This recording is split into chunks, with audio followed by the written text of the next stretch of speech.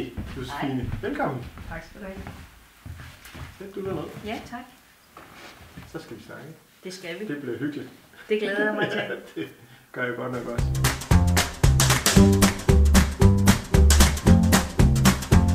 Goddag og velkommen til endnu et afsnit af Sofaen. Jeg hedder Alex Preuss Blok. Til daglig arbejder jeg i Holbæk Bogh, men i dag så er jeg her for allerførste gang faktisk i Bacall Vinbar med Rikke bag kameraet og med en ganske særlig gæst, fordi jeg lige har fået besøg af Josefine Olsen. Velkommen, Josefine. Tak skal du have. Du har jo en lang række af fantastiske udgivelser i forskellige genrer bag dig. Men det vi især skal snakke om i dag, tænker jeg, det er din nye bog, som er et stort tobindsværk, og et tobindsværk med noget på hjertet, kan jeg næsten forstå. Helt afgjort. Hvad er vi ude i med Drømmemesteren her? Det er... Altså, vi er jo ude i en stor... Ja, man kan godt kalde det fantasy, men der er nok ikke meget... Altså, der er ikke sådan elver og drager og sådan noget, men der er et metafysisk lag, som der er i stort set alle mine bøger. Og det er en stor fortælling om, at vi er nødt til at lære at fortælle historien om os selv og verden og naturen på en anden måde. Den er skrevet i lige dele fortvivlelse og frustration faktisk over alle dem, der farer vild i det Big Techs digitale spejllabyrint.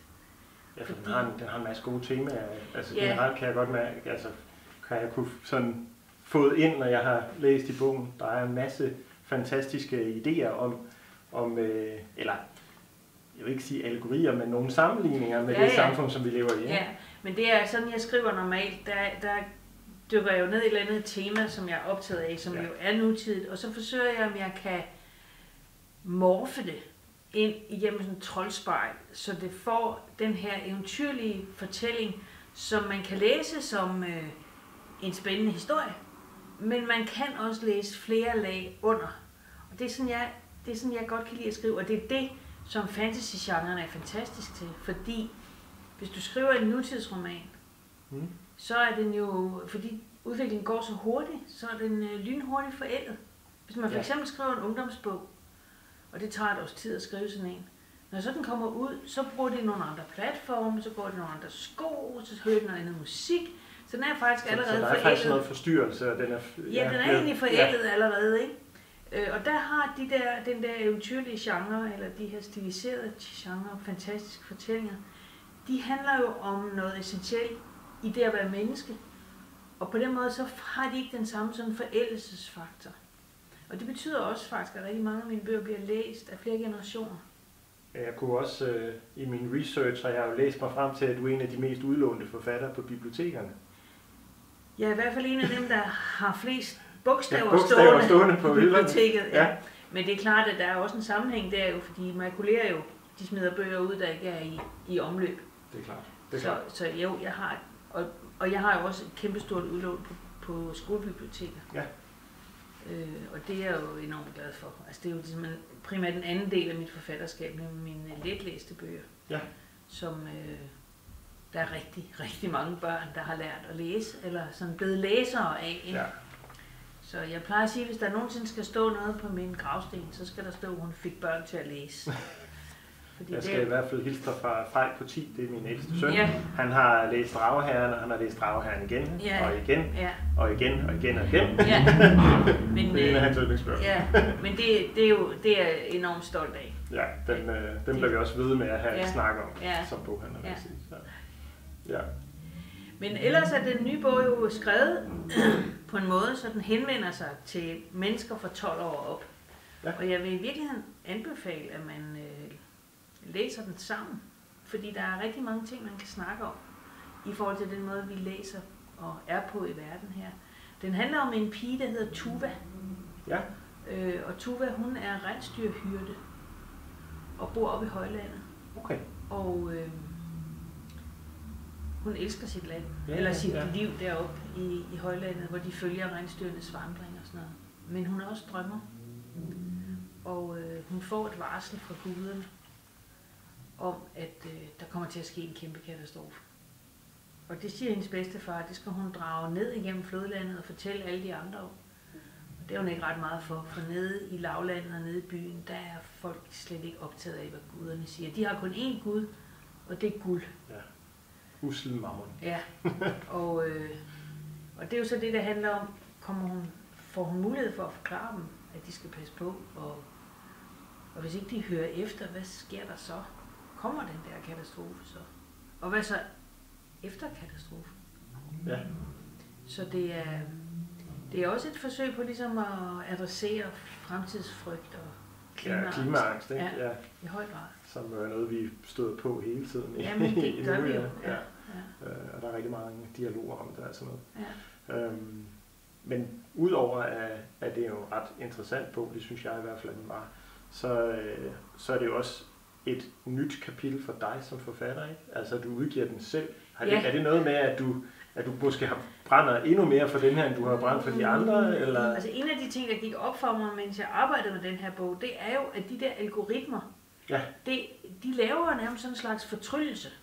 Så det er jo rent fantasy stof, ikke? Fantasy, og noget af det kender vi jo alle sammen, det er jo super svært at komme væk fra det igen. Og når man så ligesom siger, nej, nu skal det være slut, nu lukker man skærmen, så er man sådan underligt rastløs og tom i hovedet og kan ikke rigtig huske, hvad man egentlig har lyst til. Og det er enormt nemt bare at gribe efter mobilen igen, ikke? Og der gik det op for mig, at en af de måder, man kan komme ud af det her på, som er enormt nem, det er faktisk ved at læse en fysisk bog.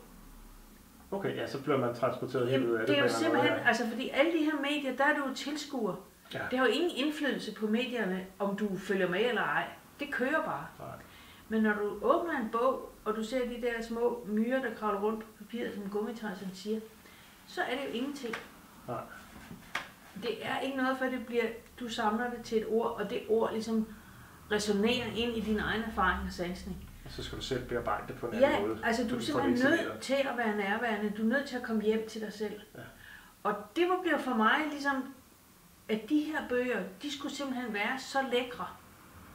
Og de skulle have så meget taktilitet, at det at sidde med dem, at man har lyst til at røre ved dem, man har lyst til at åbne dem, at de skulle være sat på en måde, så de var appetitlige at læse. Og man kunne godt have lavet en bog, men jeg vil ikke have sådan nogle tykke bøger. Så bliver det sådan en stor og uhåndterbar. Ja. Og så kan det også være, at der er nogen, der brækker eller knækker sådan lysten til at læse den på størrelsen og sådan noget. Ja. Så derfor har jeg også, og bogbloggen er jo lavet cradle to cradle. Ja. Fordi jeg vil rigtig gerne understøtte bogen som langtidsholdbart, bæredygtigt medie. Fedt. Fordi der bliver jo brugt enorme mængder energi på alt det streaming, vi laver, ikke? Og selvom en bog koster også penge at producere, men man kan jo læse den mange gange, og jeg opfordrer også til, at man giver den videre. Jamen, det er også det er en af de ting, jeg har lagt mærke til ved dit forfatterskab, og det kan jeg godt mærke, det gennemsyrer det fra start til slut i virkeligheden, at hvis man for eksempel går ind og kigger på din hjemmeside, for du har jo en ret fed hjemmeside, hvor man kan læse alt muligt. Er det er virkelig, altså, hvis man kan lide tekst, hvis man kan lide tekst. Og det er meget nemt at finde, Josefine Olsen. Ja. Altså, yes. Men ja, hvis man kan lide tekst, så er der masser af det, men der er jo også generelt, det virker meget på mig som læser og som boghandler, som om, at du brænder for at få din historie til at leve videre. Ja, men det gør jeg også. Altså, der er mere materiale, hvis du gerne vil vide mere om det her. Ja. Jeg har et kapitel her, som aldrig kom med. Det har du nu mulighed for at læse, hvis du vil. Ja, men det er rigtigt. Billeder, videoer.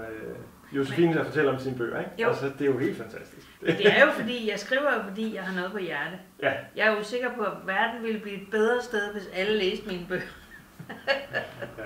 Ja, og der er også, og det er jo en af de ting, og måske også derfor, at du er en af de forfattere, når folk kommer og spørger ned i boghandlen og siger, at jeg skal have noget rigtig godt, og jeg vil gerne starte på forfatterskab, og vi skal læse noget, så har jeg også, og det har jeg nu været boghandler længe, så går man til nogen, hvor man kan leve videre med det, der kommer nogle flere, og den passer til den aldersgruppe, men så har vi også en bog af forfatteren til den her. Ja, så men det er jo en fordel, fordi jeg har jo skrevet fra 5 år til 100. Ja. Hvordan fandt du ud af i sin tid, at du skulle skrive? Det var meget tilfældigt. Du har skrevet andet, inden du skrev bøger, ikke? Men, altså, det var meget tilfældigt. Jeg er uddannet skuespiller og har arbejdet som instruktør. Jeg er også dramaturg. Men jeg har skrevet, siden jeg var 12-13 år.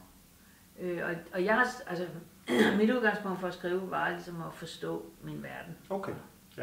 Det var sådan helt simpelt. Så det var sådan en proces, dagbog, der blev til digte, der blev til små eventyr. Og så var det ret tilfældigt faktisk, at der var en, der havde med forlægsbranchen at gøre, der så det. Okay. Så i mange år, altså jeg debuterede i 83, jeg har jo 40 års jubilæum. Ja, men det er jo det. Ja. Det er jo endnu en god grund til at udgive en vigtig bog i år.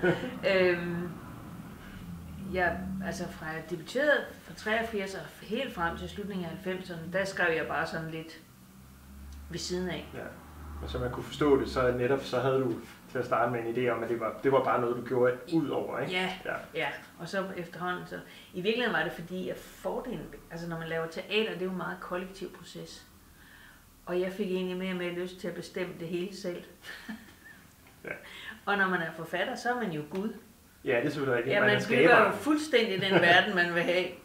Så på den måde var det også en del af det der med at sige, altså det er jo også, jeg kan jo indsætte lige så mange herrer, jeg vil. Det koster jo ikke mere.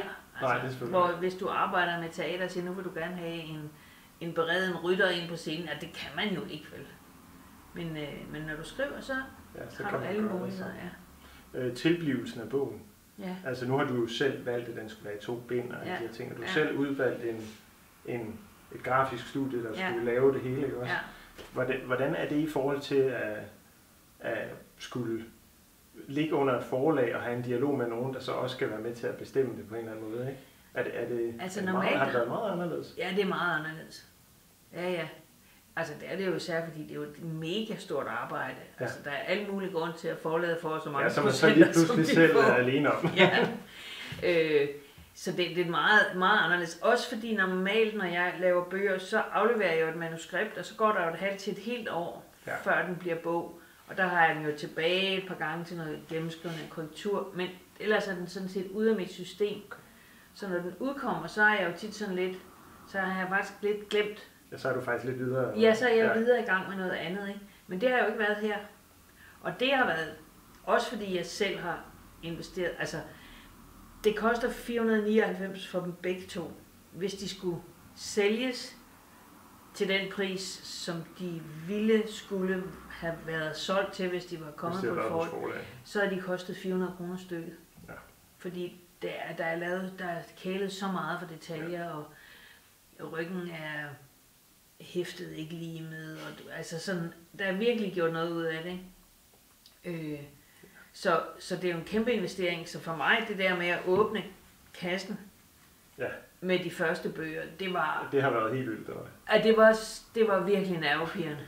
Og jeg havde sådan sagt til mig selv, okay, det er sikkert fint, det er sikkert ikke sådan, som du har tænkt dig, men det er sikkert fint nok. Og så var de bare fuldstændig, som jeg havde ønsket. Så det var stort. Ja. Jamen, og det er også en stor bog, og det har været en stor oplevelse at dykke lidt ned i den, herinde, at vi skulle snakke sammen. Ja. Jeg synes faktisk, at I alle sammen burde dykke ned i den. Det synes jeg faktisk var en rigtig, rigtig god idé. Den kan købes i byens boghandler, og den kan ligge under juletræet lige pludselig. Hvis man kunne være så heldig. Der er nogen, der kan være så heldige, det synes jeg, man skal tage på.